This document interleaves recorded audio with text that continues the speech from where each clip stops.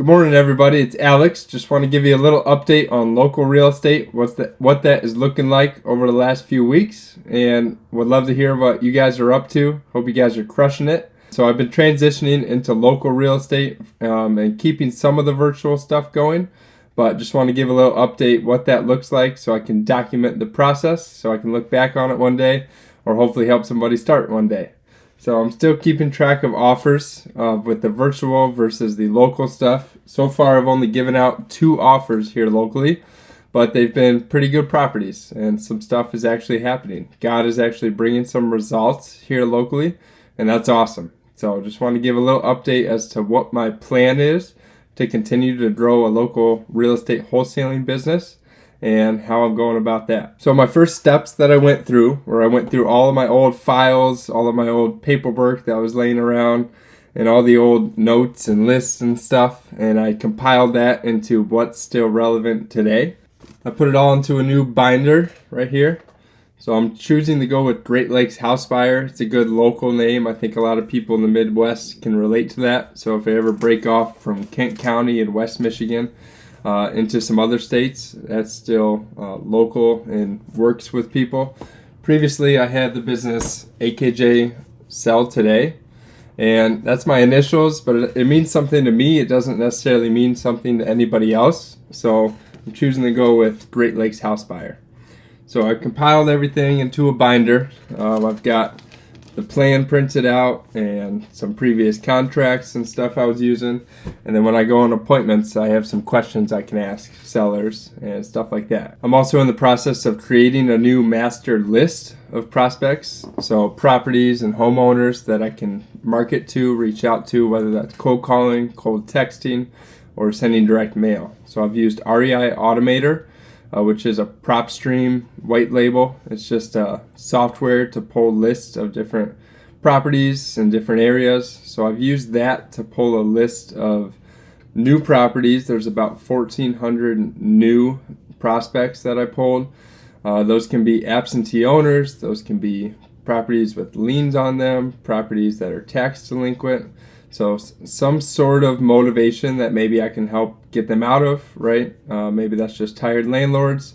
But there's a bunch of different lists or types of motivation you can pull and then start marketing to that list once you have phone numbers. I've used DealMachine when I'm driving for dollars and driving around town looking for distressed properties to locate the property and then get the property owner and their phone number. So DealMachine and REI Automator are how I'm compiling a list and building a new list. I've also reached out to a lot of previous homeowners that I've worked with, all the old deals that we had closed and homeowners we were able to help. I've tried to get back in touch with them, and we have a few things working from that.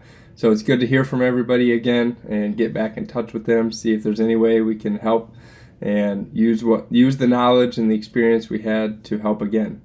So that's one thing I recommend is use your network. Who do you know around you that you can maybe help out through these efforts that you're doing? So my new plan to continue to get back into local real estate is that 1,400 that I pulled and all the new properties from REI Automator. I plan on cold calling them first just from my cell phone, and then cold texting them, and then sending them a postcard or some sort of mail. As you're cold calling, you filter out a lot of the bad phone numbers. You filter out all the people that are not interested if they do pick up and tell you that. And then cold texting, you can clean up your list a little bit before you go mail it, so it can save you a little bit of money not mailing to the people that aren't interested, right? You can get some no's and you can get some leads out of that. Yeah, it still works. I've had a few appointments from the cold calls. Just starting the cold texting as of yesterday. So we'll call them, we'll text them, and then we'll send them a postcard, and then we can repeat that process if needed. I'm not sure how often or how many times I'll go through that process, but we're going to continue to build a list here by driving for dollars and market to that old list as we're going. A couple opportunities that have popped up that are pretty awesome and not something I can do by myself. It's got to be God ordained. Is I had a previous landlord of mine. I lived in a house off Jupiter and like Dean Lake over that way. That landlord, I knew he had a lot of properties. I was always asking him if he ever wanted to sell any properties. I lived there for a couple years. He lived next door. And it was an awesome place to live, awesome landlord, awesome family to be around. But I was always asking if he wanted to sell any of his rentals or sell me the house that I was living in.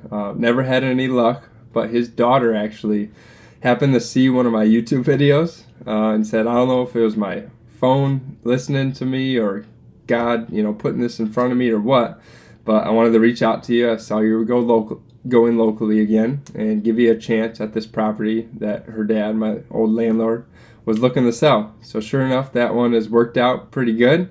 I've been able to get out to the property, take pictures, and negotiate on an offer that the landlord is happy with. So we've settled on a number, and I have to go out and find somebody that can get that number done. So I showed it to 3 different buyers. I was able to assign that over to somebody and get earnest money down on the property.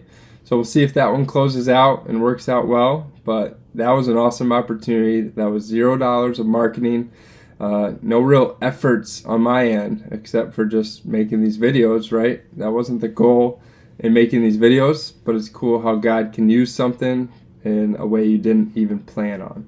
So that's one cool opportunity that was coming. There was another opportunity that kind of popped up in a God way on a package of properties. So I was selling something on Facebook Marketplace, and the person who was coming to purchase the item, I saw on his Facebook Marketplace profile that he had a property he was looking to rent.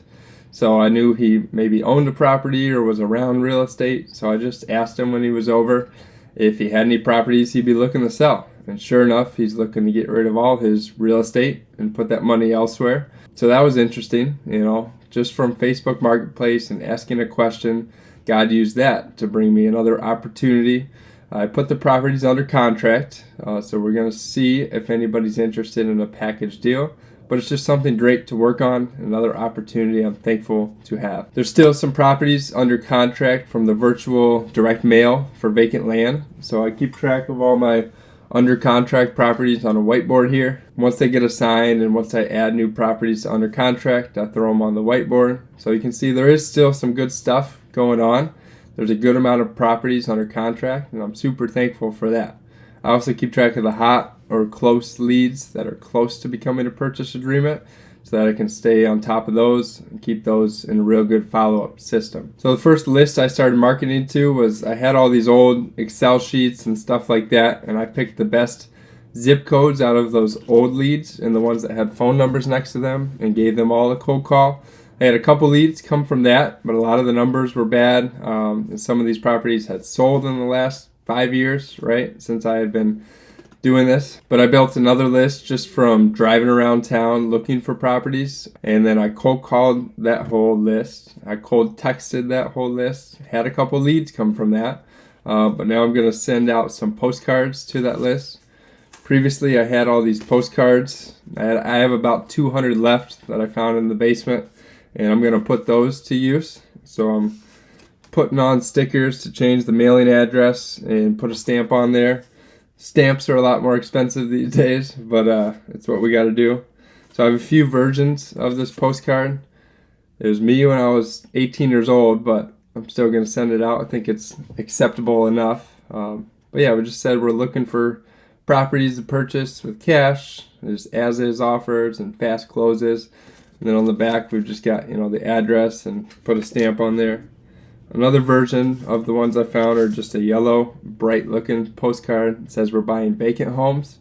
Probably don't want to send these to houses that are looking good. Probably want to send them to actually vacant houses.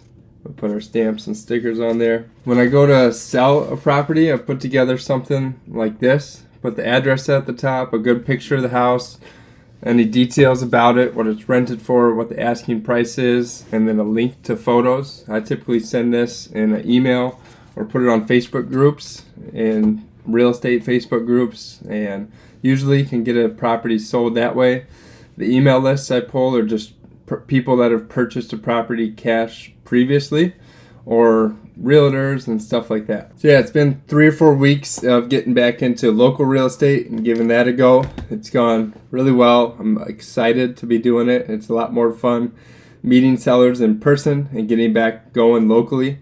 I've had a couple things I've been going through personally the last couple weeks. That's why I haven't recorded or uploaded a video, but I want to continue to document this process. Hopefully it's helpful to somebody.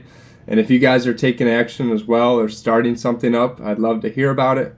Let me know if there's any questions I can answer or things I can help with when it comes to real estate or just faith or something I can pray for you about. Prayer has been really, really helpful in my life. There's been some tough things I'm going through the last couple weeks, and continuing to have that direct communication with God and with Jesus has been super helpful to me. I know there's a lot of people that have prayed for me over the last few years, and that has been really helpful too. There's people praying for you. The power of prayer is an awesome, awesome thing. I'm thankful I have that in my life today. I didn't always have that, and I always had people praying for me. I'm super thankful for that. All right, today I'm going to go check out that package of 7 properties. Going to get photos of that, and then tomorrow morning I'll put it out to some Facebook groups. I'll put it out to some email lists, and we'll see what comes of that. But yeah, it'll be interesting to see these properties and see if I can put something together there. So it's definitely a big one, something I am not always working on is big package deals. So we'll see if there's something there. I'll keep you guys updated on how things are going, if some of these properties close out, and if God is continuing to bring results. So I'll keep sowing the seeds. I hope you guys do too, and give it up to God to bring the harvest. All right, you guys got this. I believe in you. Reach out if you need anything. I'm here to help. Thanks for watching. Bye-bye.